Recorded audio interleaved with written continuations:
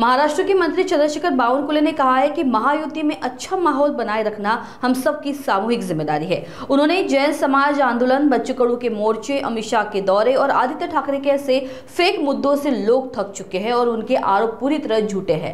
अमित शाह के मुंबई दौरे और आदित्य ठाकरे के आरोपों पर बावनकुले ने क्या कहा, आइए सुनिए।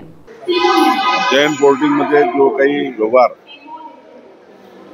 गोखले कन्स्ट्रक्शनने केला होता त्यावर अशी बातमी वाचली रात्री की व्यवहार रद्द झाला किंवा व्यवहार परत घेतला।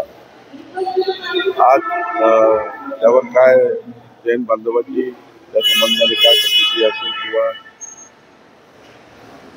जैन बांधवांची मुली जी आहेत त्यांची काय प्रतिक्रिया असेल यावरच आता पुढच्या चर्चेची आंदोलनाची रूपरेषा मला वाटतं कमी होईल। एखादी वेळी जे मागणी होती मूळ व्यवहार रद्द व्हावा, की जमीन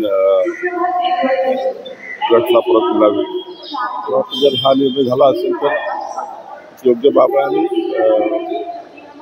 जैन महामुनी जे आहेत त्यांची मागणी पूर्ण झाली, जैन समाजाची मागणी पूर्ण झाली असं म्हणता येईल। पण आज बघावं लागेल की त्यामध्ये काय काय बाबी आहेत, काय काय व्यवहार रद्द झाले आहेत, काय काय बाबी त्या ठिकाणी झालेल्या आहेत।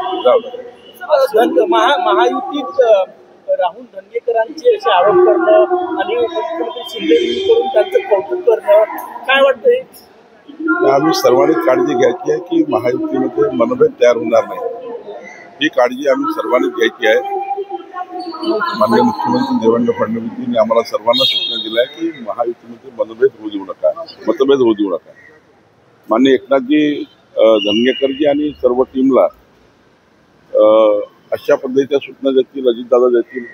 शेवटी आमची सामूहिक जबाबदारी आहे की महायुतीमध्ये चांगलं वातावरण ठेवणे। बैठकीसाठी तयारी दाखवल्यानंतरही बच्चू कडू आंदोलनावर ठाम आहे, उद्या नागपुरात येणार आहे। नाही, मला वाटतं की उद्या 10:30 वाजता जी बैठक आहे, मुख्यमंत्री महोदयांनी बैठक लावली आहे, ती बैठक मला वाटतं फ्रुटफुल होईल आणि जर मागण्याच मंजूर झाल्या तर मोर्चाची गरज पडणार। आज केंद्रीय गृहमंत्री अमित शाह यांचा दौरा आहे, आज भाजपच्या कार्यालयाचं भूमिपूजन सुद्धा आहे।